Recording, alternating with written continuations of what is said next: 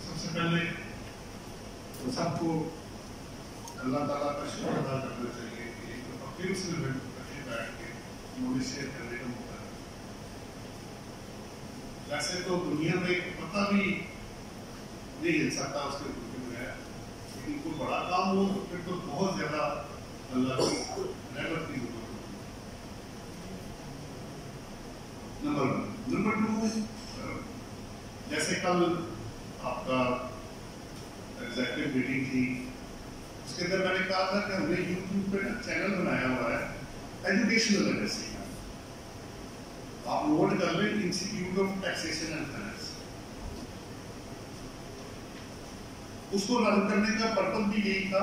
शुरू में जब मैं 2017 की बात आया तो उन्होंने कहा कि आप टैक्स मार्केट इसको वेबसाइट और चीजों को यूज कर, तो मैंने कहा मुझे थोड़ा सा सोचने का टाइम दे, तो फिर आपको बताता हूँ करना क्या।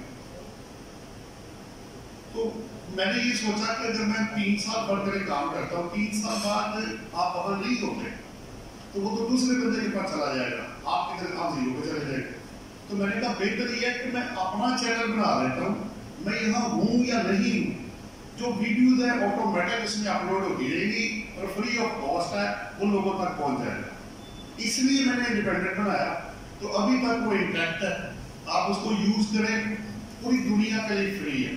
400 प्लस वीडियो हम अपलोड कर चुके हैं, मैं आपको बताता हूं, क्योंकि इट इज वे बैक जब प्रधान शराज साहब आए थे तो कैंट का टेन्योर था, उस वक्त में इनके साथ अटैच हुआ था, तो उन्होंने ही ये सजेशन दी थी कि आप रिकॉर्डिंग करके या बना के जो भी है इसको अपलोड करना शुरू करें। तो बड़ा अच्छा आइडिया था। देखिए काम एक बंदे के लिए नहीं करना है, चंद लोगों के लिए भी करना है और पूरी दुनिया के लिए भी करना है, काम तो वही है। तो हमने कहा बेहतर एक्सप्लोर कर देते हैं, इस तरह दूसरी बात को भी एडवांटेज मिलेगा। एक चीज या कोई भी बंदा है उसको एक चीज रेडीमेड मिल जाएगी, कहीं उसको जाने की जरूरत नहीं है।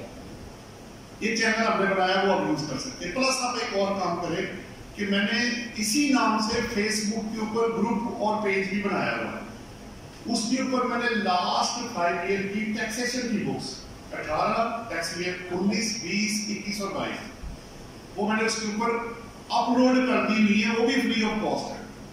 आप उसको डाउनलोड कर लें, उसको यूज करें। उसके बाद जो अमेंडमेंट्स आती हैं जैसे ये है, या आपका वो कंस्ट्रक्शन के ऊपर आया हुआ एमएसटी है, वो भी मैंने उसके ऊपर स्लाइड जो है वो दी हुई। तो ये भी इंशाल्लाह मजीद, और इसको मैंने थोड़ा सा और अपडेट किया, 2-4 3 चीजें चेंज हुई है, बाकी वही है। तो ये 2 चीजें तो आप गिफ्ट के तौर पे, नॉलेज से बेटर क्या गिफ्ट हो सकता है। पैसा तो खत्म हो जाता है, नॉलेज जो है वो बांटने से और बढ़ जाता है।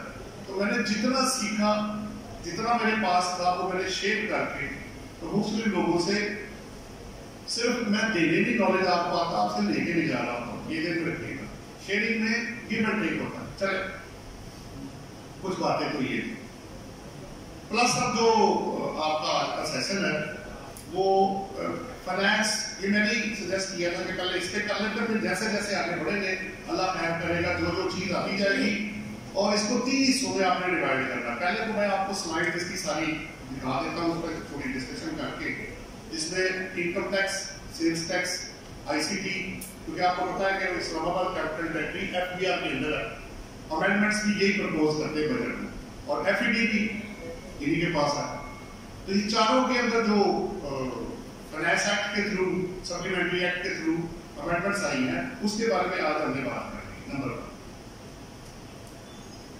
नंबर 2 ये है कि इसके बाद आपको क्वेश्चंस का पूरा मौका मिलेगा।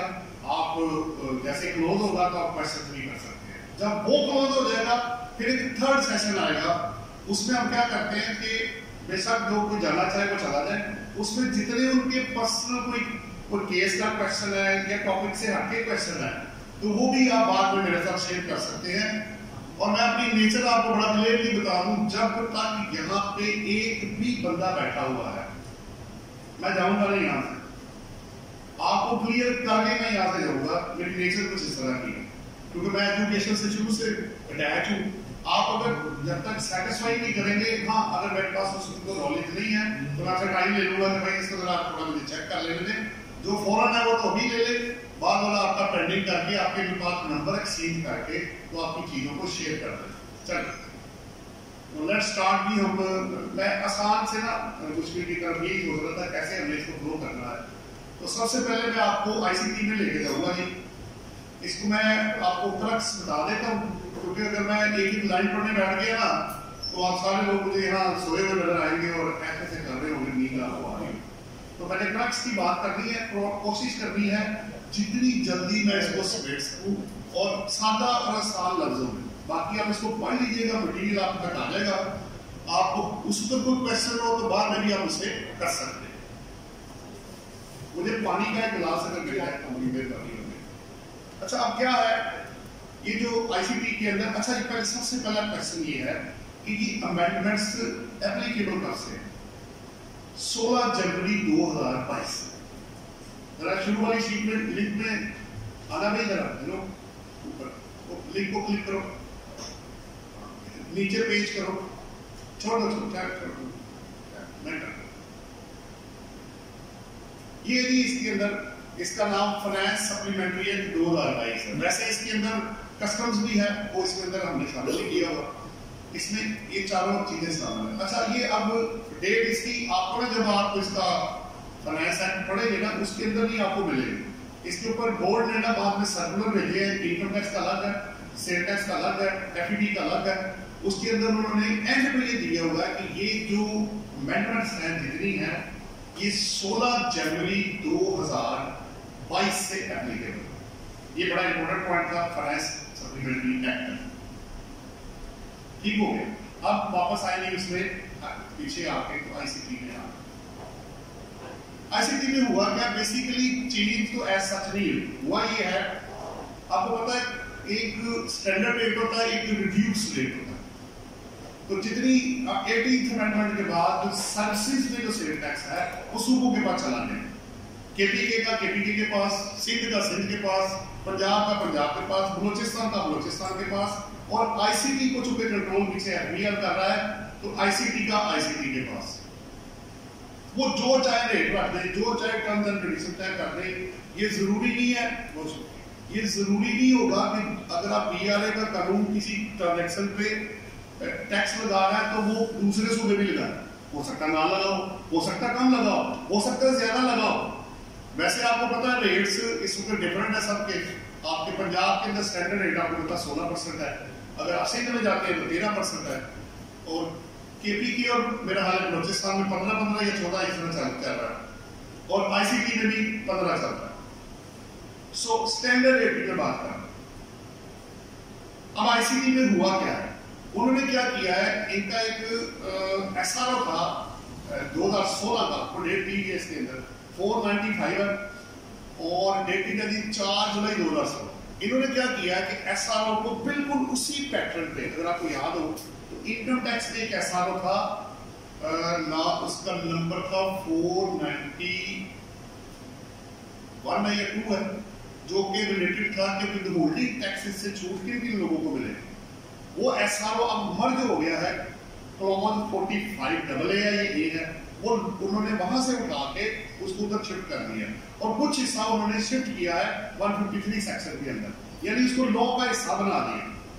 इसी तरह ये जो एसआरओ है जस्ट इन्होंने वहां से पिक किया, जो टेबल पहले बना हुआ था, जो टैक्सेबल सर्विसेज का टेबल बना हुआ था आईसीटी के अंदर, उसको टेबल 1 करके टेबल 2 जो है वो एसआरओ डिटो कॉपी ला के वहां कर दिया।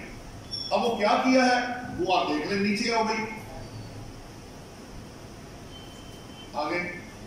ये यदि आपकी जो टेबल 2 बना है इसमें 12 सर्विसेज थी जो उन्होंने उठा के एसआरओ में से जस्ट कॉपी किया और उसको उठा के शेड्यूल 2 बना दिया, और ऐसा कोई चेंज इसके अंदर नहीं आई है। ये मैं आपको बताता चलूं। अच्छा, फिर दूसरा पॉइंट ये है कि अगर टेबल 1 या टेबल 2 के अंदर कोई क्लैश आएगा तो टेबल 2 ओवरराइड कर जाएगा। चलिए जी आगे देखो इसके लिए। अच्छा अब कौन कौन सी है, मोटा मोटा मैंने रेड कर दिया। कंस्ट्रक्शन सब्सिडी, आगे चलो। फिर subsidy provided by personal care and beauty parlour है, आगे चलो। फिर service provided by freight forwarding agents है। ये लिस्ट एज इट इज ही कॉपी हुई है जो एसआरओ के अंदर थी। Service provided by tour operators है आगे, फिर स्पेशलाइज्ड वर्कशॉप है, अंडरटेकिंग है, फिर हेल्थ क्लब्स एंड जिम्स है, फिर service provided bye laundry and dry cleaners है। आगे चलते जाओ, करते करते 11 आईटी जो लोकल सर्विसेज है इसके अंदर है, अगर एक्सपोर्ट होगा तो वो 0 रेटेड है। और 12 नंबर पे प्रॉपर्टी डेवलपर एंड प्रमोटर्स। तो ये 12 सर्विसेज उन्होंने टेबल 2 के अंदर लाके एसआरओ में से कॉपी कर दी है। तो चेंज कुछ नहीं है, just shifting of SRO into table 2 of the ICT का जो है उसमें उन्होंने शिफ्ट किया।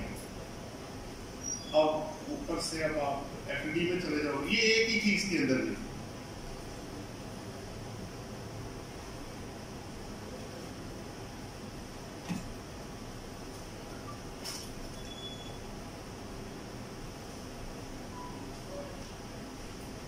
एफडी में आओ, नीचे आओ, और ये जो 4 है जी गाड़ियां, मैंने इसको रेड किया, कुछ कलर भी चेंज किया। Imported motor cars, SUV stand for support utility vehicles. ये जो आपकी बड़ी गाड़ियां होती हैं, जैसे आपकी टर्बो है या ऊपर 4 व्हीलर जो गाड़ियां है, उसमें उन्होंने कहा इंपोर्टेड मोटर, लेकिन इसमें एक्सक्लूडिंग और इंक्लूडिंग ज़ेन रखिएगा। एक्सक्लूड क्या है? Rickshaws principally design for transport person, including but station wagons and racing cars. So imported car जब आप 55 के नीचे आते हैं तो वो कहता है लोकली मैन्युफैक्चर्ड और असेंबल्ड। ये 2 ऊपर पूरे हो गए। इसी तरह 55C में अगर आप जाते हैं इंपोर्टेड डबल कैबन और साथ ही लोकली मैन्युफैक्चर्ड डबल कैबन। अब इनको किया क्या उन्होंने रेट इनके जो एफडी के रेट्स है ना, जहां 0 था 2.5 हो गया, जहां 5 था वो 10 हो गया, जहां 10 था वो 15 हो गया, जहां 30 था सबको 2.5% से लेके 10% तक उन्होंने इंक्रीज कर दिया। तो आप एग्जिस्टिंग देख लें, 5 के आगे 10 हो गया, 25 30 पे चला गया, 30 40 पे चला गया, तो करते करते 7.5 10 पे चला गया है। तो चारों केसेस में इंपोर्टेड या लोकली मैन्युफैक्चर्ड के केस में एफडी फॉर एक्सक्लूजन्स को निकाल के और इंक्लूजन्स को ऐड करके तो रेट बेसिकली उन्होंने इंक्रीज कर दिया है।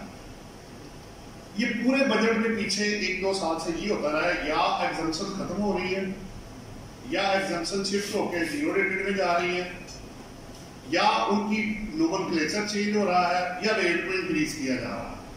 तो बेनिफिट्स बहुत कम है, लेकिन जो क्योंकि आपको पता है वो पीछे IMF प्लस आपके वो FATF वाले पीछे पड़े हुए हैं कि भाई आप ये पैसा रिकवर करें, इसके बगैर आपका मुल्क चलता हुआ नजर नहीं आ रहा। तो ये एक ICT में अमेंडमेंट थी और एक आपका ये FD के अंदर। अब पीछे आप वापस आओगे तो लिंक को क्लिक करो। अब इनकम टैक्स में आ ये 10 अमेंडमेंट से ऊपर आना जरा कोई चार्ट पर लिंक क्लिक करना। ये टोटल आपकी अमेंडमेंट्स 23 है, मैंने टोटल भी कर दिया है।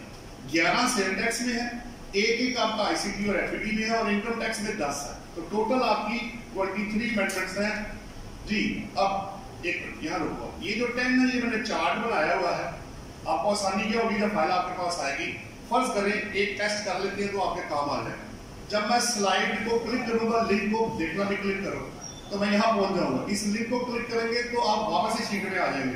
तो क्रॉस लिंकिंग आपस में हुई है। ये 10 अमेंडमेंट्स हैं जो कि 16 जनवरी 2022 से एप्लीकेबल हुई है। कुछ इसमें एक आध अमेंडमेंट ऐसी भी है जो रेट्रोस्पेक्टिवली अप्लाई की गई है, वो मैं आपको बाद में बताता हूँ।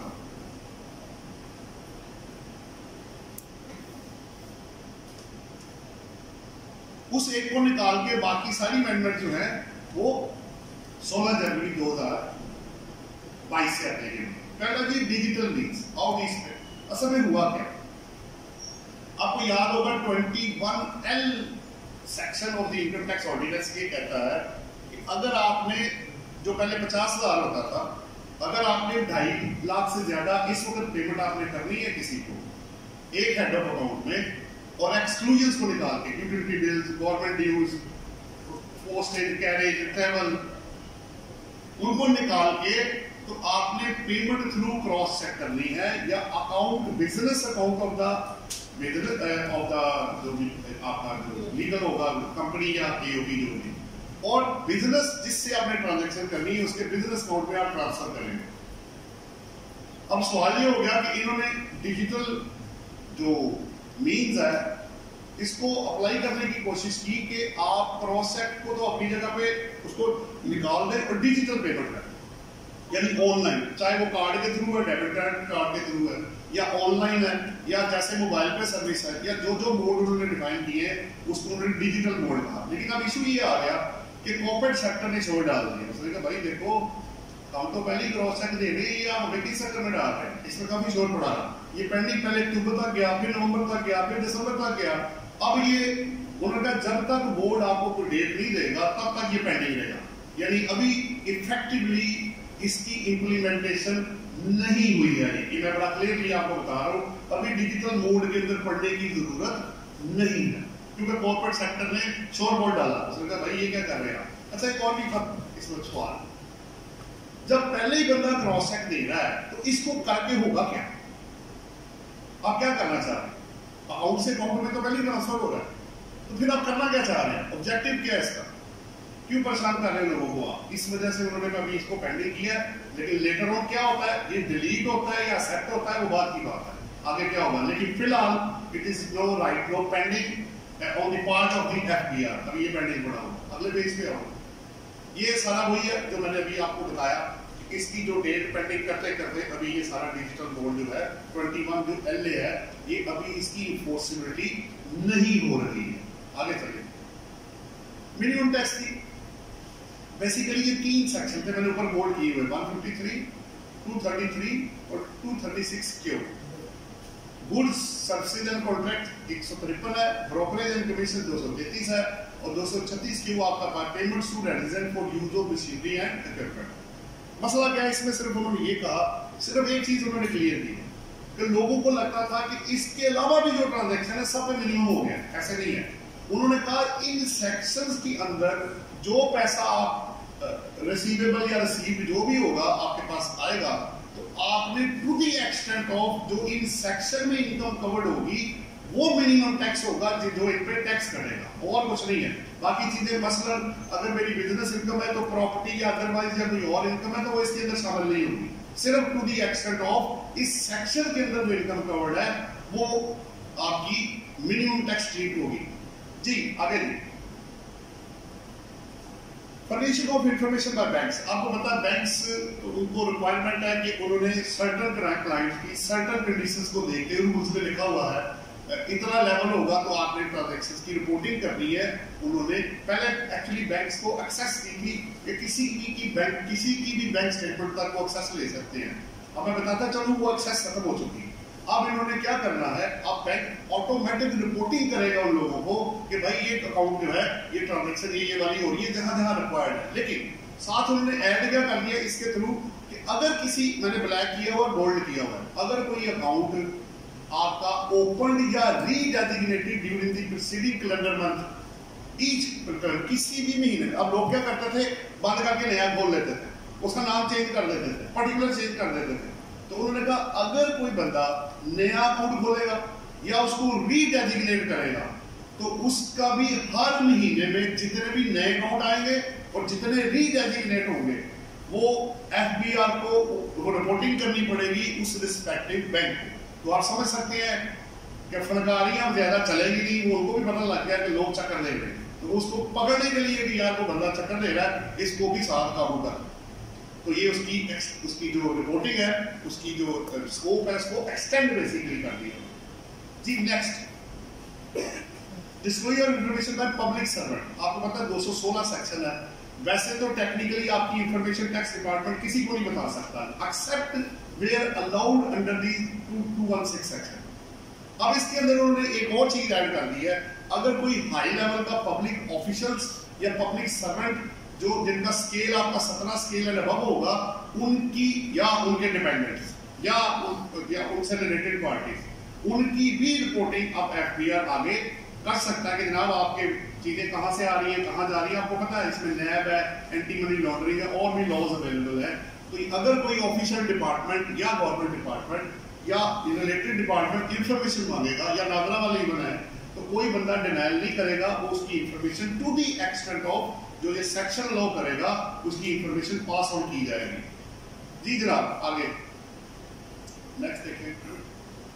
ये जी आपका advance tax on TV plays and advertisements. आपको पता ये जो ड्रामे वगैरह चल रहे थे तो पुर्तगाल वाले और इधर उधर सब जो चल रहे थे, तो उनके ऊपर क्या किया इन्होंने, एक नया सेक्शन ऐड किया 236 CA, ये नया ऐड हुआ है। इसके मुताबिक क्या होगा, अगर कोई क्वेश्चन क्या है, ड्रामा है, प्ले है, सीरियल है, एडवर्टीजमेंट है, जिसमें क्या होगा फीचरिंग फॉरेन एक्टर, इसमें फॉरेन एक्टर शामिल होगा। उन्होंने क्या किया है, अगर आप सिंगल एपिसोड बनाएंगे तो 30 लाख रुपए जो होगा वो टैक्स होगा, जो कि ट्रीट किया जाएगा मिनिमम नंबर का। अगर आप सीरियल बनाएंगे तो पैसे कम हो जाएंगे, 10 लाख रुपए पर एपिसोड होगा। और अगर एडवर्टीजमेंट होगी जिसमें फॉरेन एक्टर होगा तो 5 लाख रुपए पर सेकंड के हिसाब से वो जो टैक्स होगा वो आपके नाम पे वहां जमा हो जाएगा और वो आपका उसका मिनिमम टैक्स बन जाएगा। आप अपने क्वेश्चन नोट कर लीजिएगा, जितने भी होंगे इंशाल्लाह ताला आपको पूरा मौका मिल जाएगा। नेक्स्ट देखिए आगे कमेंट्स 10 पे आगे चलो थोड़ा सा, और ये आगे की पीछे पीछे क्या हुआ, ये आपका collection of tax on telephone users. आपको याद होगा कि पीछे इन्होंने प्रपोज कुछ और हुआ था, आगे कुछ और ही हो गया। कंडीशन ये थी, पहली बात तो ये कि अगर आपका बिल 1000 रुपए तक है, टेलीफोन सब्सक्राइबर है, तो उसको 10% आपको पता है, अगर 1000 से ज्यादा होगा तो वो 10% जो है वो टैक्स लगता है, जो कि एडजस्टेबल है, उसको तो उन्होंने चेंज नहीं किया। लेकिन अगर आप internet, mobile, telephone and prepaid internet या टेलीफोन कार्ड यूज करेंगे तो पहले अभी क्या कानून था कि 16 जनवरी 2022 से पहले कि 10% होगा बिल का या सेल प्राइस का 22 के लिए, और आगे होना था 8%। अब पर अच्छा बजट कहता जी कम होना चाहिए था, तो फाइनेंस सप्लीमेंट्री ने क्या कर दिया, उसको 15% के ऊपर डाल दिया है कि सेल प्राइस का। अब आप देख रहे हैं आपको लोड कम आ रहा है, 15 जनवरी से पहले आपको लोड ज्यादा आता था, अब जब आप लोड करते हैं तो वो 10% नहीं, वो अब आपका 15% काट रहे हैं, तो उधर वो रेवेन्यू उनकी तरफ ठीक है, आपको एडजस्टमेंट मिल जाएगा। इसका ये मतलब नहीं कि पैसा निकल गया है, पैसा आपके पास आएगा, आपको एडजस्टमेंट आपकी मिल जाएगी। लेकिन रेट क्या हो गया, जिसको 8 होना चाहिए था या 10 से 8 होना था, वो चला गया है 15% पे। लेकिन कब से, 16 जनवरी 2022 से। नेक्स्ट, ये गाड़ियों का भी बड़ा कहानी छोटी सी मैं आपको सुना देता हूं। लोग क्या कर रहे थे अभी आपकी मार्केट में, मैंने गाड़ी खरीदी 0 लीटर अपने नाम, फर्ज करें मैंने ली 50 लाख की, 1 से 2 महीने में मैंने 52 लाख की बेच दी ऑन अकाउंट में। आपको पता करेक्ट सर्विस, इनको पता लग गया डिपार्टमेंट को कि भाई ये लोग इस तरह कर रहे हैं, और वो इनकम जो ये रिसीव करते थे ना उसका कोई प्रूफ था, क्योंकि वो कैश में आता था। जिसने परचेज की वो साबित नहीं कर सकता उसने ली 50 की है, उसने कहना मार्केट में 50 की, तुमने 52 की क्यों ली है, किससे ली भैया आप, क्योंकि उसको, क्योंकि जब आप गाड़ी 0 मीटर लेने जाते हैं तो 3, 4 माह 6 माह वो आपको वेट कराते हैं कि भाई वेट करो, गाड़ी आएगी तो आप ले लेना, पैसे एडवांस में, गाड़ी बाद में। अब जिसको जल्दी गाड़ी चाहिए होती है वो कहता है यार 3-4 माह कौन इंतजार करेगा। अब पैसे की बात करो, कितना पैसा चाहिए, कहते भैया 2 लाख ऊपर दे दो तो गाड़ी अभी ले लो। तो वो इन्वेस्टर क्या करता था कि वो 2 लाख जेब में डाल लेता था, ना वो सेल में ना परचेज में उसका कोई हिसाब खराब ही कोई। उन्होंने कहा भाई इनको कवर करो, ये लोग बड़े तेज हो गए हैं, ये पैसा कमा रहे हैं। उन्होंने ये सेक्शन डाल दिया है कि अगर आप गाड़ी खरीद के अपने नाम पे 3 माह के अंदर अगर आप उसको बेचते हैं रजिस्ट्रेशन से पहले या बाद में, अगर आप उसको बेच देते हैं तो वो टैक्स उन्होंने डाल दिया आपके सामने है 1 लाख रुपए 1000 सीसी तक, 2 लाख और 4 लाख रुपए। अच्छा, अब इसका मतलब ये है कि ये देखिए जैसे ही टैक्स जमा होगा आपके प्रोफाइल में वो आपका टैक्स आ जाएगा। ऐसा ही है ना जी, मैंने कोई ऐसी बात तो नहीं की। अब जब आप प्रोफाइल चेक करेंगे टैक्स साल में या अदरवाइज तो आपको पता लग जाएगा इंफॉर्मेशन जो टैक्स की अपलोड हो रही है, उसमें आपके बैंक अकाउंट आ रहे हैं, आपकी इंपोर्ट एक्सपोर्ट आ रही है, आपकी गाड़ियां आ रही है, आपकी प्रॉपर्टी आ रही है, आपके टैक्सेस आ रहे हैं, सारा उसके अंदर रिपोर्ट हो रहा है, जो कि पहले इंटरलिंक्ड नहीं था, अब है। और आने वाले वक्त में पासपोर्ट भी काफी हद तक मैं बताता, क्योंकि इंटरनली काफी लोगों को मुझे पता लगा, नोटिस आए हैं कि एक बंदे ने टूर किए बाहर, उसको नोटिस इशू हो गया कि भाई आपने 6-7 टूर किए हैं 122 नोटिस के साथ, कि आपकी पैसे आपके पास कहां से आए, आपने आप कितनी देर स्टे किया, क्यों गए आप बाहर, और पैसा कहां से आया आपके पास, इसको क्लियर करें, वरना जितने आपके टूर है मैंने आपकी इनकम बना के आपको टैक्स लगा देना।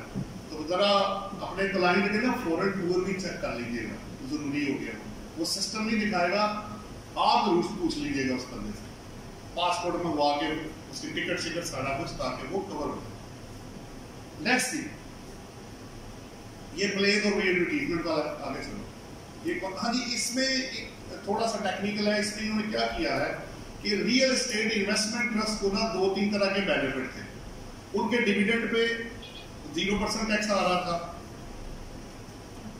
उसके कैपिटल गेन पे टैक्स नहीं था, और प्रॉफिट ऑन डेट पे नहीं था। ये फैसिलिटी उन्होंने एक्सटेंड कर दी है एसपीवी को, स्पेशल पर्पस व्हीकल को भी, कि जो benefit real estate investment trust को दिए गए हैं वही बेनिफिट उन्होंने स्पेशल पर्पस व्हीकल को भी दे दिए हैं, इसके अलावा और इसमें कुछ नहीं है। आगे चलो, आगे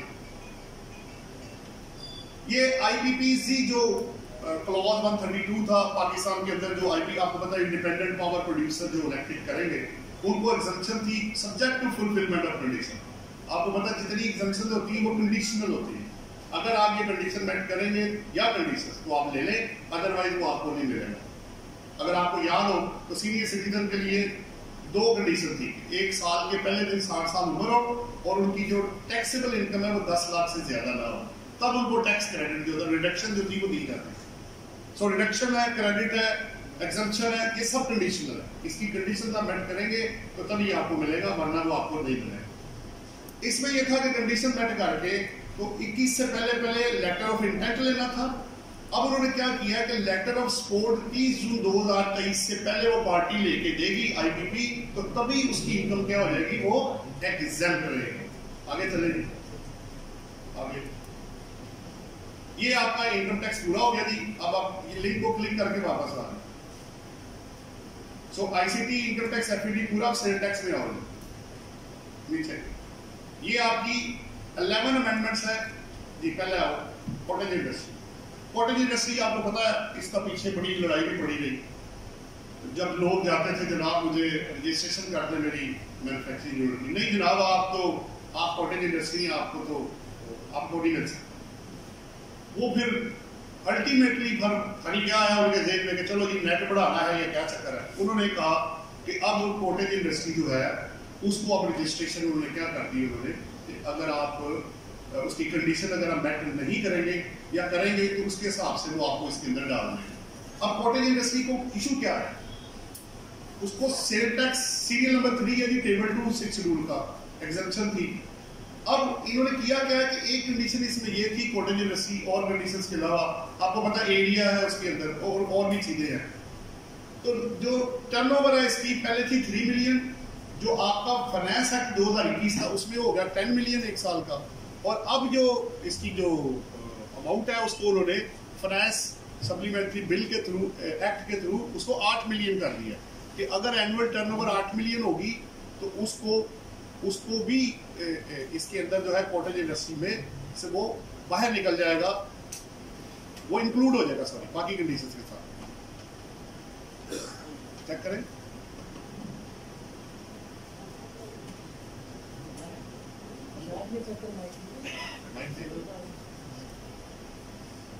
माइक ठीक है, स्पीकर माइक बंद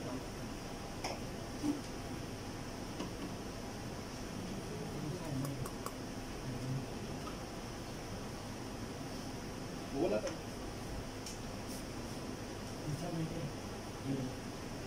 चले अभी मैं करता जाता हूँ, आप देख ले रहा हूँ।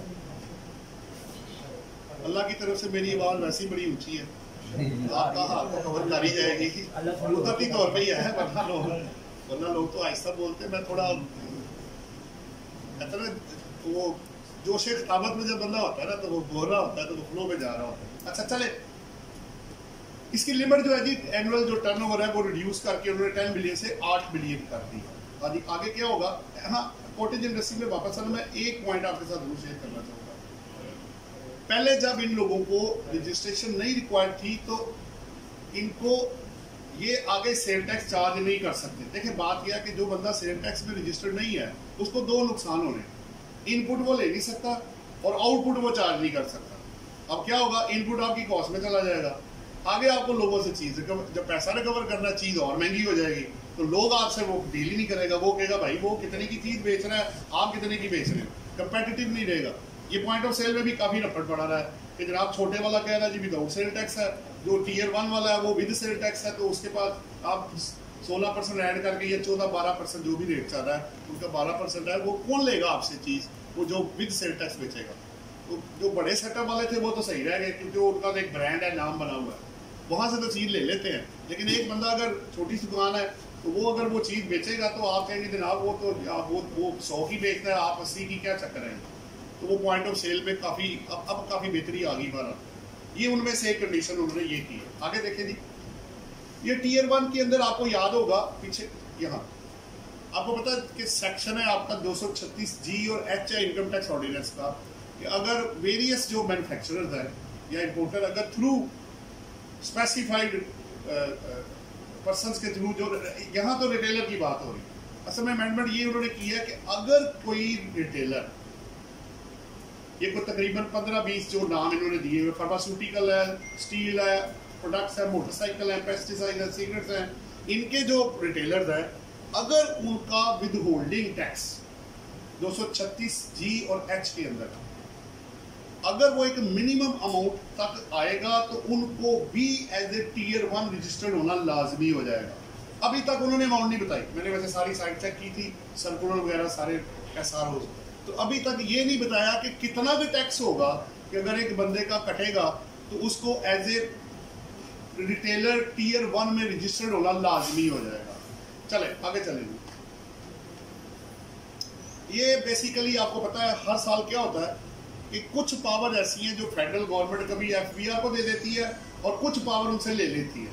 तो टीयर आपको पता है सेक्शन 3 जो स्कोप ऑफ सेल टैक्स है, इंपोर्ट और सप्लाई से रिलेटेड 3rd शेड्यूल जो है आपका, वो उसको जो मर्जी उसमें अमेंडमेंट कर सकते हैं। तो अब उन्होंने क्या किया है, ये नीचे मैंने रेडी से भी किया है कि जो फाइनेंस सप्लीमेंट्री एक्ट है आपका 22, इसमें उन्होंने जो पावर जो वैल्यू की एडलेस से जो उन्होंने करना है वो फेडरल गवर्नमेंट ने बोर्ड को दे दी है कि वो उसको कर सकता है। ये आपको 12 अगला भी बजट आएगा तो उसमें भी कभी वो पावर उधर चली जाती है, कभी इधर आ जाती है। आगे चले टैक्स इनवाइस, ये 2 पॉइंट इसके आपको पता है कि सारा जो पॉइंट ऑफ सेल वाले थे जब किसी से NIC मांगे तो वो देता नहीं था, उन्होंने कहा जी आप हमें तो छूट दे देना, हमने जनरल पब्लिक को बेचना है, उससे NIC मांगो तो वो अगली दुकान पे चला जाता है।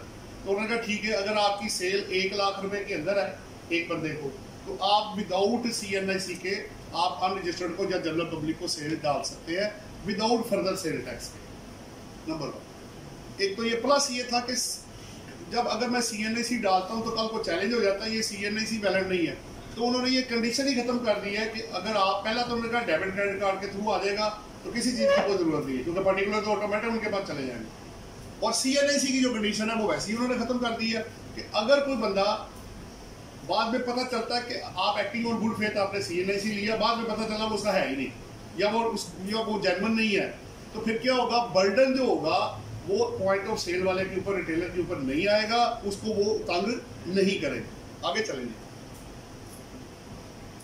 डायरेक्टर जनरल जी आपको पता है हर दफा I&I ऑडिट, इंटरनल ऑडिट, हर कोई ना कोई अब जैसे चूंकि जैसे जैसे आपका वो डिजिटल आया है तो उनके लिए एक डायरेक्टर जनरल उन्होंने अपॉइंट कर दिया है जो उसको चेक एंड बैलेंस में रखेंगे। लेकिन इनके जो मैं और भी सारे इसके SRO देख रहा था, अभी तक इनकी फंक्शंस एंड पावर्स और स्कोप ना अभी तक उन्होंने इसको डिफाइन नहीं किया हुआ है। आगे चले।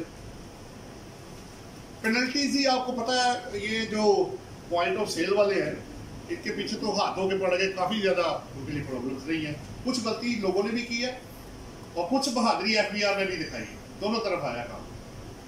तो जो काम पहले नहीं होते थे अब वो करवा रहे हैं। पहली पेनल्टी क्या जी, बेसिकली 33 सेक्शन है, उसके 23 सीरियल है।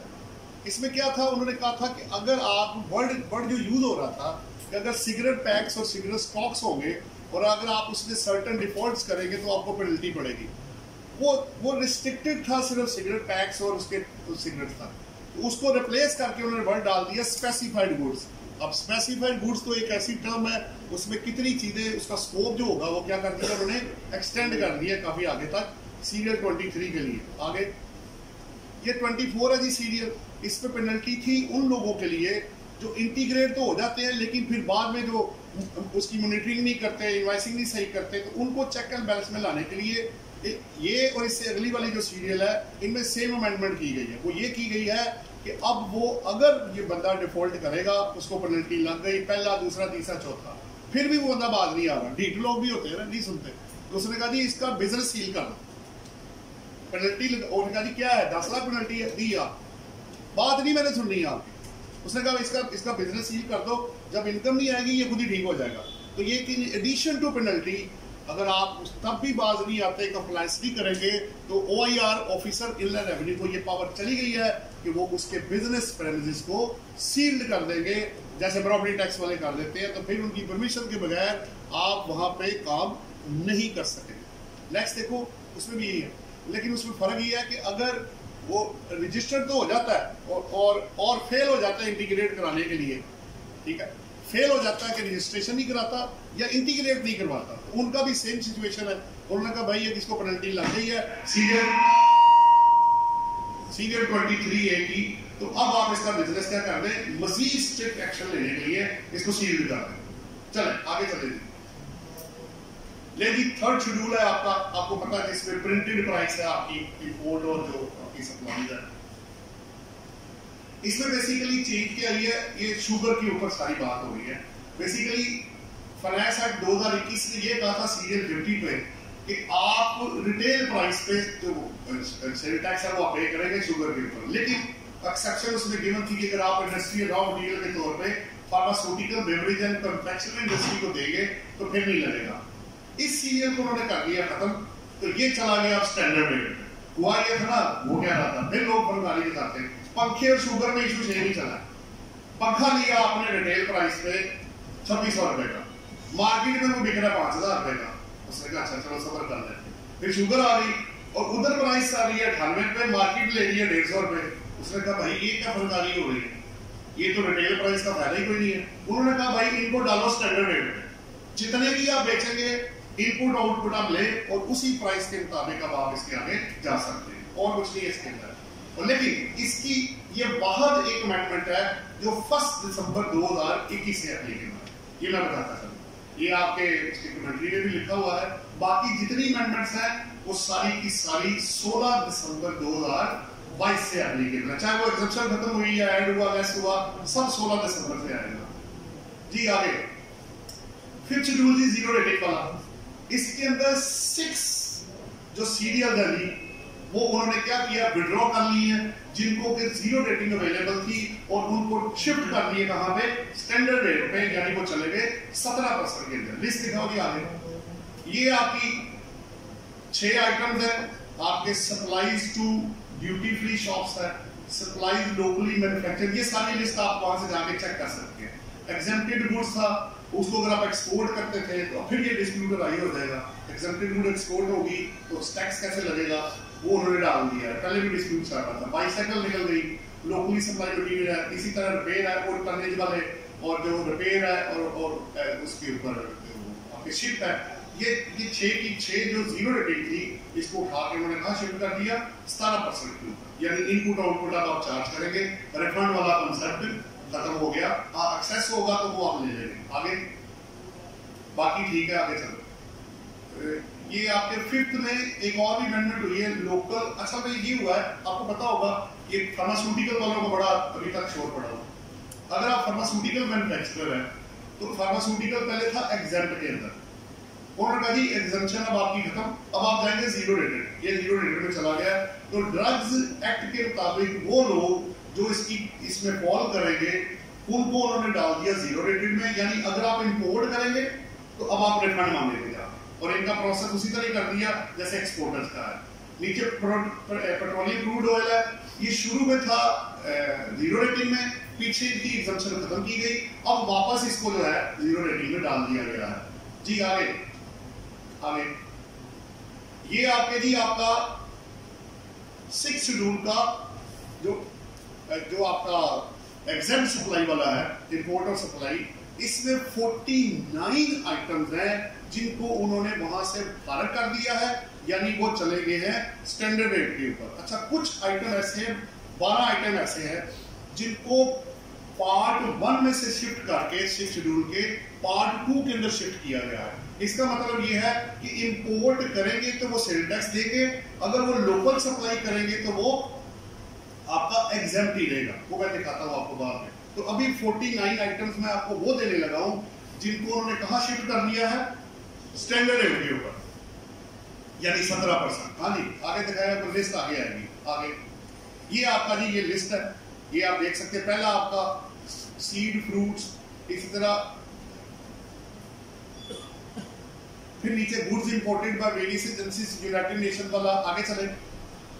फिर आप import of goods received in the event of natural disaster. अब ये नहीं मुझे समझ आया कि अगर नेचुरल डिजास्टर में एक चीज आ रही है आप उसको क्यों खत्म कर रहे हैं। इसमें हॉस्पिटल जो आपके 50 बेड वाले हैं ये नीचे आ रहा है, उसको भी इन्होंने खत्म कर दिया है, सोलर को भी इन्होंने खत्म कर दिया है।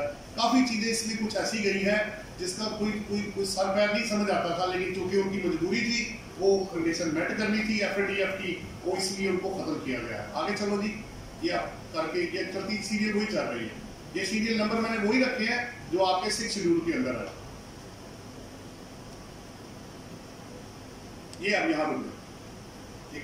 इसके अंदर वो पर्सनल कंप्यूटर है जी, इंपोर्ट करेंगे तो 5% है, और locally manufactured other than exempt है तो वो भी 5% के ऊपर वो दिया हुआ है। अदरवाइज अगर पर्सनल के अलावा कंप्यूटर वाला, इसमें आगे चलो वही चल रहा है। आगे अब यहाँ रुक। ये आपके टेबल 1 के अंदर वो अमेंडमेंट है जिसके पर्टिकुलर्स को चेंज किया गया है। अगले पेज पे देखो, ये कोड्स आ गए जी आगे सामने। आगे चलो, कमेंट्स 9BB के आगे चलो, आगे 9BB पे कमेंट्स। ये आपका जी ये 6 सीरियल्स है जो सब्स्टिट्यूट हो गया है, ये एग्जिस्टिंग डेजिग्नेशन है। आगे जब आप अगले को पढ़ेंगे तो सब में उन्होंने काम पता क्या किया है, उसका जो स्कोप एक्सटेंडेड था ना उसको लिमिटेड कर दिए। मसलन अगर 4 आइटम थे तो 2 कर दिए, उसके पर्टिकुलर चेंज करके। जैसे आप 32 नंबर देख रहे हैं तो इधर का पढ़ेंगे तो newspaper, news print, newspaper, journal, periodical, books but excluding directory. जैसे ही आप उधर जाएंगे न्यूज प्रिंट, आप देखें न्यूज़पेपर वैसे पीछे से निकल गया, and educational text books but excluding brochure, leaflets and directories. तो हर एक में उन्होंने काम ये किया कि उसको क्या कर दिया है, रिस्ट्रिक्ट कर दिया है। आगे चले ये कमेंट्स उसी पे ही है। ये जी नेक्स्ट आपका टेबल 2 है 6 शेड्यूल का, जो मैं अभी आपको। अच्छा, इसमें क्या हुआ है कि इन्होंने 10 जो आइटम्स हैं वो ओमिट कर दिए हैं लोकल सप्लाई के अंदर। इफेक्टिवली अब क्या होगा, 17%। जैसे पार्ट 1 में से, टेबल 1 में से गए हैं, इसी तरह टेबल 2 जो सिर्फ लोकल सप्लाई से रिलेटेड है उसमें से 10 आइटम्स उन्होंने वहां से गायब कर दिए हैं। इसका मतलब क्या होगा कि जब लोकल सप्लाई होगी तो वो 17% के ऊपर उस पर सेल टैक्स जो पहले एग्जेम्प्ट था अब चार्ज होगा। आगे देखेंगे आइटम्स कौन कौन से। ये आपके 10 आइटम्स हैं जिसमें supply of cotton seed exclusively meant है, supply of locally produced fruit vegetable है, रॉ मटेरियल इंटरमीडिएट गुड्स है, ये पार्ट 2 के अंदर जो टेबल 2 के अंदर थे, फूड स्टफ्स हैं। ऐड करते करते आप 180 तक पहुंच जाएंगे। तो ये सारे उन्होंने 10 के 10 आइटम कितने पे डाल दिए, उसको स्टैंडर्ड रेट के ऊपर, इसके ऊपर सेल टैक्स चार्ज होगा। यानी सिंपल बात यह है कि एग्जम्पशन गई भैया। आगे 6 शेड्यूल का टेबल 2, ये इसमें भी कुछ लोग सवाल करते रहे।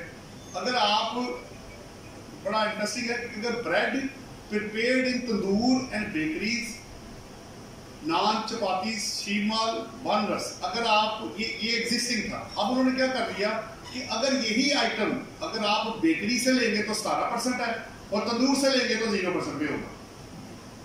ये एक अजीब सा क्वेश्चन हो गया कि भाई अगर मैं वो जो अब कॉमन बड़ी थोड़े आइटम, ठीक है, लेकिन कहीं कहीं अब बाकरखानी जो है वो दोनों भी बेच रहे हैं। एक बेकरी वाला बेच रहा है, एक तंदूर वाला है। बेकरी वाला विद सेल टैक्स होगा और तंदूर वाला विदाउट सेल टैक्स होगा। तो ये कुछ चीजें ऐसी बीच में आ रही हैं जो कुछ लॉजिकल नहीं बन रही कि यार ये अब दोनों में कंपटीशन आपने पैदा कर दिया, कैसे होगा वो। आगे चले, ये मैंने जो आपको शुरू में बताया था कि 12 आइटम्स अब ये बड़ा टेक्निकल पॉइंट है इसके अंदर कि वो निकला है पार्ट 1 में से, टेबल 1 में से, और चला गया है टेबल 2 के अंदर। इसका मतलब बड़ा, जिसमें वो फार्मास्यूटिकल वाले ना वो भी इधर ही, सोलर वाले भी इसके अंदर ही। वो ये हुआ कि उन्होंने कहा कि अगर आप इंपोर्ट करेंगे, टेबल 1 क्या है बेसिकली, मैं इंपोर्ट करूं या सप्लाईज करूं, दोनों एग्जाम्पल है। जब मैं टेबल 1 से निकल के टेबल 2 में चला जाऊंगा तो मेरी इंपोर्ट की एग्जम्पशन खत्म हो जाएगी, यानी सिर्फ लोकल सप्लाईज तक हो रह जाएगा।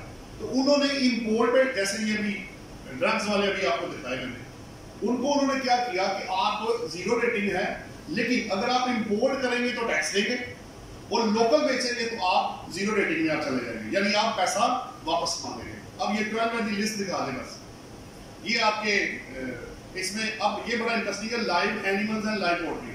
अब ईद पे आपको पता है बकरे शकरे जो मिलते हैं आपका सारा कुछ, वो अगर आप इंपोर्ट करेंगे तो विद सेल टैक्स है, अगर लोकल बेचेंगे तो ये ना वो बंदा आपको कहे चूंकि सेल टैक्स लग गया हुआ तो मुझे सेल टैक्स दे दे, तो लोकल के ऊपर नहीं है भाई, बकरे आपको फ्री ऑफ सेल टैक्स आपके पास है। ठीक है, एनिमल्स है क्योंकि लार्जर टर्म है। ठीक है, मीट है, फिश है, लाइव प्लांट्स है, सेरेलेक्स है, सेरेल्स है, एडिबल वेजिटेबल्स है।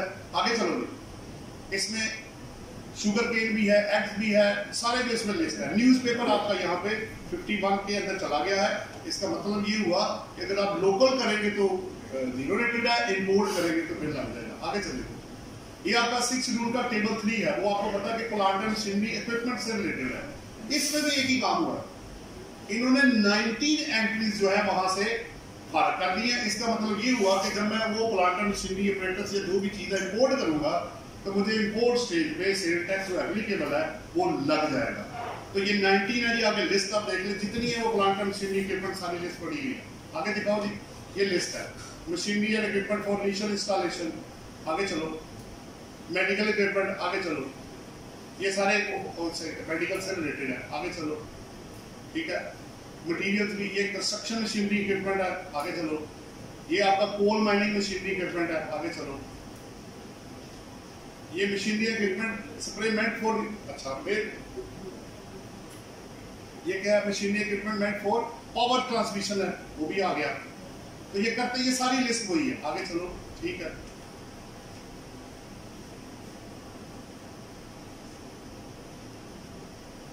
यार अब आपका 8 शेड्यूल आ गया, आप 3rd से भी बाहर आ गए, 5th से भी बाहर आ गए, 6th से भी बाहर आ गए, 8th है सेकंड लास्ट है, उसके बाद 9th आ जाएगा।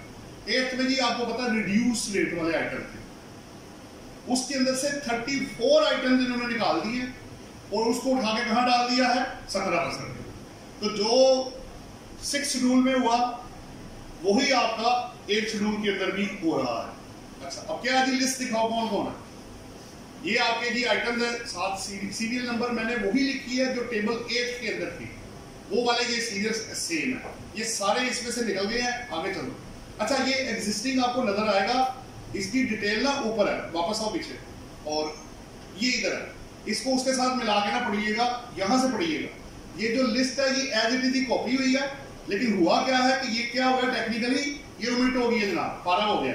इसका मतलब ये हुआ कि अब अगर ये आइटम आएगी या सेल होगी तो कितने पे आएगा, 17% के ऊपर। अब आगे चलो, आसान हो जाएगा। और चलो यार, ये 3 आइटम ऐसे हैं 8 शेड्यूल के अंदर जिनका रेट, रिड्यूस रेट को बढ़ा दिया गया है। अगर आपको याद हो तो आउटलेट्स वालों को, ये जो पॉइंट ऑफ सेल वाले हैं, वो 10 से बढ़ा के उन्होंने 12% कर दिया है। आगे आओ, ये आपका पर्सनल कंप्यूटर जो लैपटॉप है, इसको उन्होंने 5% कर दिया जी, ठीक है। और नीचे लिखा हुआ है कि अगर आप वेयर पर्सनल कंप्यूटर लैपटॉप अगर आप इंपोर्ट करेंगे सीपीयू कंडीशन में तो वो 5% इंपोर्ट पे है। 72 जी आपका सीरियल है, वो मैन्युफैक्चर असेंबल सिलेंडर कैपेसिटी गाड़ी की 1000 सीसी तक, वो सेल टैक्स था 12.5%।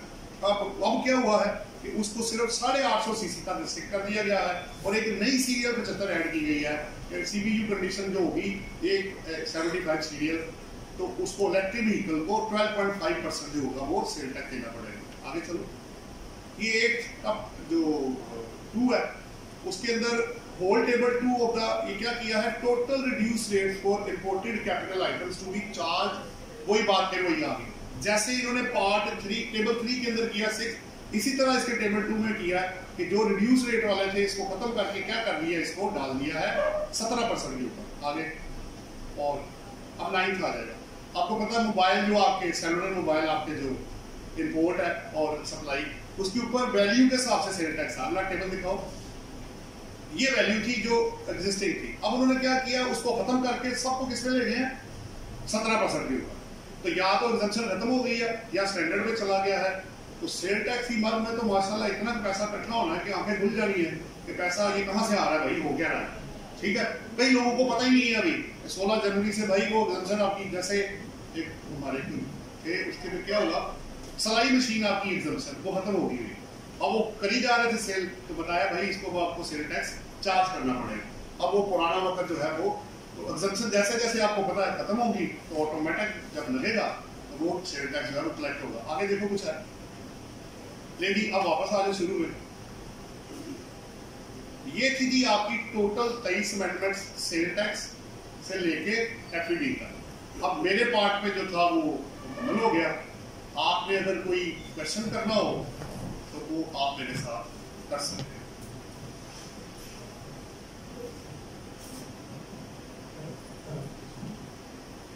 ये मटीरियल मैं उधर भी अपलोड कर दूंगा, इधर से भी आ जाएगा, वो आप देख लीजिएगा, पढ़ लीजिएगा।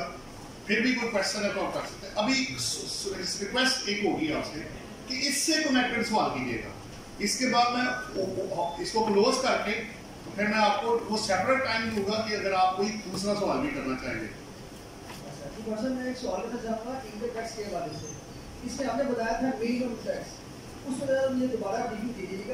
मैं बता दूं पे क्या चेंजिंग आई थी, सेक्शन आपने बताया। मैं बता दूं, असल में आपको पता है कि 2019 तक क्या हुआ कि लोग एफटीआर के अंदर फॉल कर रहे थे काफी केसेस। कुछ को उन्होंने 20 में फर्क किया और कुछ को 21 और 22 इस तरह करते करते वो एफटीआर वाले अब 4-5 ही केस रह गए जो एफटीआर के हैं। डिविडेंड इनकम है, एक्सपोर्ट है, पेट्रोलियम वाले हैं जो पेट्रोल पंप आते हैं, और प्राइस बॉन्ड है। ये कुछ थोड़े से रह गए हैं जिनके ऊपर, या नॉन रेजिडेंट की कुछ पेमेंट्स है उसमें भी एफटीआर भी अवेलेबल है, फाइनल टैक्स नहीं। अदरवाइज या तो वो मिनिमम में चला गया है या ऑब्वियसली प्रॉफिट बेस पे उसमें टैक्स देना, यानी रिकॉर्ड मेंटेन करना पड़ेगा। असल में मिनिमम में कंफ्यूजन ये हो गई थी, फर्ज करें मैं कर रहा हूं सेल ऑफ गुड्स कर रहा हूं, ठीक है, 153 के अंदर गुड्स सब्सिडी और कॉन्ट्रैक्ट्स कवर्ड है, उनसे रिलेटेड अगर मुझे रेवेन्यू आएगा तो टू दैट एक्सटेंट जहां एक्सक्लूजन नहीं है या एफटीआर नहीं है वहां पे वो मिनिमम टैक्स होगा। इसका प्रिंसिपल आपने तमाम हेड ऑफ इनकम या अदर इनकम के ऊपर अप्लाई नहीं करना। बेसिकली ये कहा उन्होंने, वो लग ये रहा था कि जैसे इसके अलावा इस हेड के साथ जो भी आएगा सब मिनिमम हो जाएगा, ऐसे नहीं है। जहां लॉ कहेगा, देखें जब भी कोई लड़ाई होती है ना, क्लैश आ जाता है, डिफरेंस ऑफ ओपिनियन आ जाता है, तो सबसे पहले लॉ को पढ़ा जाता है कि जी एग्जैक्टली क्या लिखा हुआ है, इसका मतलब क्या है। तो जहां लॉ कहेगा कि ये मिनिमम है तो वो मिनिमम है, जहां नहीं है तो फिर वो वहां से निकल जाएगा। क्लैरिटी पर्पस के लिए 233, 153 और 236 केयू जो है उसमें एक्सप्लेनेशन सेम ऐड की गई है कि इस सेक्शन में जो इनकम आएगी और उस पर टैक्स डिडक्टेबल होगा तो दैट एक्सटेंट तक ही वो मिनिमम टैक्स होगा। दैट्स ऑल, और कुछ नहीं है इसके अंदर जी। और किसी का कोई क्वेश्चन?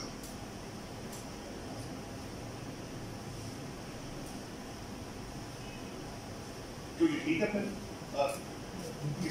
अच्छा जी जी जी जी फेस मास्क जो आजकल बना रहे हैं सेल कर रहे हैं, इसके ऊपर सेल्स टैक्स स्टैंडर्ड रेट पर है या जीरो है? देखिए वो एक सवाल। दूसरा, जो हॉस्पिटल में आज की सप्लाईज दे रहे हैं, पहले तो उनका स्टेटस तो ज़ाहिर एग्जाम्प्ट था, अब उनका स्टेटस जीरो है या स्टैंडर्ड है? देखिए बात ये है, अगर आप देखिए जब भी किसी प्रोडक्ट को, किसी भी प्रोडक्ट, कोई भी प्रोडक्ट होती है या सेक्टर होता है, उसको पहले हम जाके चेक करते हैं कि ये एग्जाम्प्ट तो 6 शेड्यूल में पूरी लिस्ट चेक करेंगे।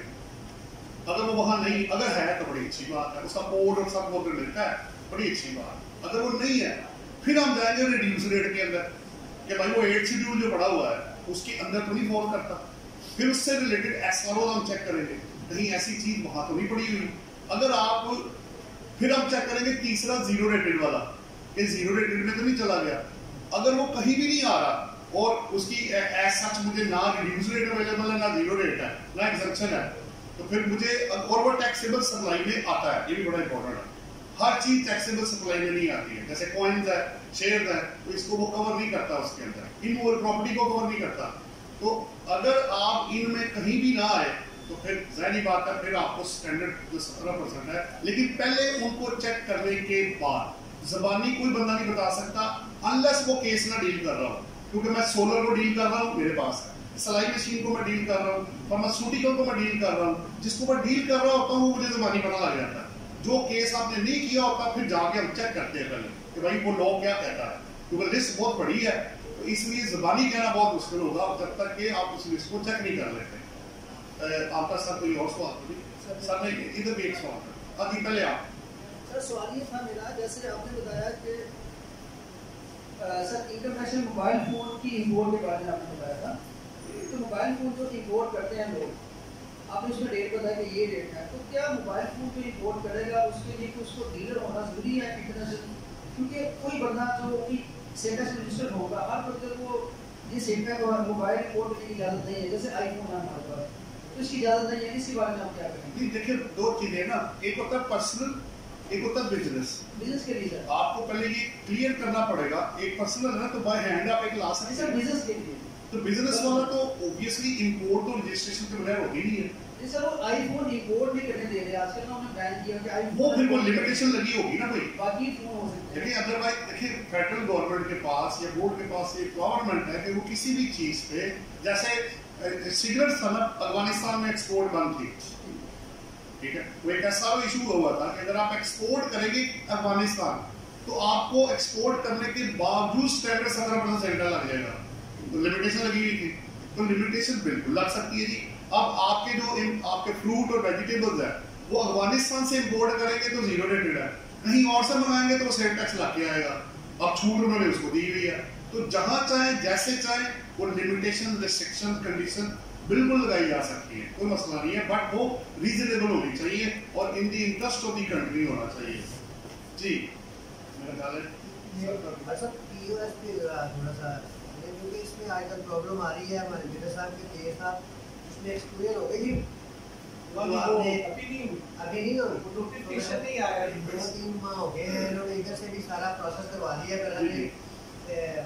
चली गई है लोकल से, तो अब एफबीआर में गया, उधर से अभी एक्सक्लूड नहीं हुई, अभी जो बनती नहीं है जो चीज वो एक्सक्लूड करना। देखिए पता क्या है, मैं कल भी काफी लोगों ने आप लोगों ने माशाल्लाह जब किसी को लताड़ते हैं आपको अच्छी तरह लताड़ते हैं, आप स्पेशली एफबीआर को तो छोड़ते ही कोई नहीं, बट मेरे लिए मेरे पास उनके लिए एक सॉफ्ट कॉर्नर हमेशा अवेलेबल होता है, इसलिए कि क्यों मैं ये नहीं कहूँगा मेरे केस खराब नहीं हुए, मैंने उनके सामने कहा, मैंने एक केस किया, सारी चीजें दी, मुझे उन्होंने कहा जी कमिश्नर साहब आपसे बात करना चाहते हैं, आप लाहौर टैक्स बार की चेयरमैन, मैंने कहा ठीक है जी, मैंने फोन किया, डॉक्टर साहब थे कोई, तो उन्होंने कहा जी आपने देखे जाकर उनको ये बताएं कि हम सारे केस खराब नहीं करते, हम आपका एनडी के ऊपर ये प्रोसीडिंग टोटल ऑडिट की विड्रॉ कर रहे हैं। मैं कहा सर देखिए दो बातें, पहली बात तो ये है कि आपने 10-12 हेरिटेज बंदों ने आपकी मेरे साथ की बिल्कुल ठीक है, इनका राइट है, मुझसे चीजें ले मैंने दी, मैं निकल गया, लेकिन बात यह है कि कुछ लोग आपके सारी चीजें देने के बावजूद भी केस खराब कर देते हैं। आप एक सही करके जो 5 खराब हुए हैं उसका क्या करना है? आप काइंडली अपने लोगों को ये जरूर बताएं कि यार अगर बंदा सही कह रहा हो और वेरीफाइबल चीजें दे रहा हो उसको ना काम करें आप। दूसरी बात, अगर आप मेरा केस खराब कर भी देते हैं, मेरी चीजें बिल्कुल ठीक है, तो मिलना तो आपको फिर कुछ नहीं है, चाहे वो पहली बील में जीतूं या दूसरी में जीतूं, जब बंदा ही ठीक कह रहा होगा तो फिर आपको मिलेगा क्या? इस तरह रेवेन्यू इकट्ठा नहीं होगा। तो ट्रस्ट लोगों का बिल्ड करें, खुदा का नाम ले। अब तो आपकी प्रोफाइल अपना निकाले ना पाकिस्तान का, ये पहली दफा 2 या 3 दफा हुआ है कि आपका पॉजिटिव बजट गया। ये क्रेडिट में किसी हुकूमत को या किसी जो भी एफबीआर ने किया है, जैसे ही ये एक्सटेंशन हुई है, जितने पॉइंट ऑफ सेल अंदर आए हैं और जितना रेवेन्यू इकट्ठा हुआ है, पैसा कहां से आया? लोगों ने दिया भाई, और किसने दिया? तो थोड़ा सा आप फैसिलिटेट करें, जैसे सजेशन है कि सेल टैक्स को थोड़ा कम करें। अब आपको 17% याद देखें, ठीक है, जब पाकिस्तान में 15% सेल टैक्स था ना, तो इंडिया में 4% था। अब फर्क देख ले कितना। मैं कहता हूं जी आप रिड्यूस रेट करके सबसे ले, आप बेशक एग्जम्पशन खत्म कर, नहीं चाहिए एग्जम्पशन, आप वो वाला चार्ज करें, जैसे हम है हमारे चार्टर्ड अकाउंटेंट हमारी सर्विसेज पे 5% सेल टैक्स लगा हो, तो बंदा कहता ठीक है यार, अगर वो 2.5% भी मुझे दे दे, आधा दे दे, पूरा दे दे, ना भी दे, तो कुछ लोगों को हम अपनी जेब में से जमा करा रहे हैं, 5% नहीं चुकता बंदे को, लाख रुपए के ऊपर 5,000 रुपए, तो क्या है यार, बंदा दे देता है, इनपुट मिलना नहीं है आपको, वो भी इनको चला गया, ये भी चला गया, तो लेट्स स्टार्ट फ्रॉम 5%। तो आपको इतना रेवेन्यू इकट्ठा होने, देखिए नेट बढ़ाए, आप थोड़े लोगों से रेट ज्यादा करके पैसे नहीं ले सकते, लेकिन ज्यादा लोगों से रेट कम करके बहुत ज्यादा पैसा इकट्ठा कर सकते हैं। जितने भी टैक्स बार्स है वो मुझे कहते हैं आप उनको सजेशन दें कि नेट बढ़ाएं आप। तो अब पॉइंट ऑफ सेल क्या है, ये क्या है, तो ये भी तो नेट ही बढ़ा है, और क्या हो रहा है भाई? आपने का खास काम क्या किया? जो बंदा 3 करोड़ सेल दे रहा था 300 मिलियन पे चला गया, वो नहीं कर सकता सेल। बहरहाल बात ये है, लंबी बहस हो जाएगी। इससे कनेक्टेड अगर कोई क्वेश्चन हो ये इस पे इंशाल्लाह ताला जी ये बात आपकी ठीक है। एक बंदे को अगर रजिस्ट्रेशन रिक्वायर्ड नहीं थी, उसकी बकायदा वेरिफिकेशन करते हैं, जब इंस्पेक्टर जाके विजिट भी उसका मैं हल बताता हूं, लेकिन उसका दिल नहीं करता। उसका तरीका ये है, उसका तरीका है कि बोर्ड को अब ये चाहिए कि हम सजेशन ये बनाएंगे, जब इस बंदे की इंटीग्रेशन आपने करवानी है, रजिस्ट्रेशन उसकी होनी है, तो उसकी एक पूरी बकायदा बेशक फिर उसको पर्सनल बेस पे भी बुलाएं, उसका सर्वे भी करें, उसके रिकॉर्ड को सामने रखें, उसके बाद उसकी रजिस्ट्रेशन करें आप। लेकिन एक और भी चीज है ना, अब आपके बैंक अकाउंट में अगर 100 मिलियन आया हुआ है तो मुझे किसी तरह का पूछने की जरूरत है, ये भी तो मसला है। लेकिन अगर कोई भी कैटेगरी किसी में भी फाल नहीं करता फिर बात आपकी तो कर देना चाहिए। फिर तो देखिए अल्टीमेटली आपको परेशानी तो फिलहाल होगी, लेकिन अल्टीमेटली अगर आप ठीक कह रहे हैं तो इंशाल्लाह। मेरे पास कराची के 1-2 बंदों ने फोन किया, मेरे केस नहीं थे, उनका भी इसी तरह ही हुआ, पेनल्टी लगी, ये हुआ वो हुआ। तो मैंने कहा देखिए जब आप एक चीज अप्लाई नहीं होती तो इंशाल्लाह ताला आप थोड़ी परेशानी होगी, बेहतर हो जाएगा ये काम। बहरहाल इस पे भी दोबारा देख लेंगे। और कोई कनेक्टेड क्वेश्चन इससे पहले कि मैं आपके दूसरे क्वेश्चन की तरफ जाऊँ? तो आप उसकी ट्रीटमेंट क्या चाहते हैं? अच्छा, वो अब ये है, वो मैं बता देखें, पहले ये हो रहा था कि अगर आप उनकी कंडीशन मेट करते थे तो वो 6 शेड्यूल के अंदर अवेलेबल थे, यानी एग्जाम्प्ट था। अब क्या होगा कि अगर वो इंपोर्ट करेगा या उसको सप्लाईज आएगी तो वो उन्होंने स्टैंडर्ड रेट 2022 से एप्लीकेबल है या 16 जनवरी 22 यानी अभी 2022 आ गया ना, शुरू हो गया। लग गया पेट्रोल? हाँ जी बिल्कुल लग गया। ऐसे मेरे पास वो प्लाइटा को वो ये आपके जो अप्लायंसेस एंड फार्मास्यूटिकल होते हैं ये सप्लाई करता है हॉस्पिटल। ये क्वेश्चन उसने भी किया था कि अब किधर जाएगा, मैंने कहा देखो यार 17% पे चला गया, सीधी सी बात है। हाँ जी, कोई और क्वेश्चन हो इससे पहले कि मैं आपके जनरल क्वेश्चन दूसरे को मैं लूँ, तो इस साइड को पहले क्लोज कर देते हैं। आप लोगों का बहुत बहुत शुक्रिया जी। इसके बाद मैं इधर ही हूँ, इसके अलावा आपके जो क्वेश्चन होंगे वो आप बाद में मेरे साथ कर सकते हैं। Thank you very much.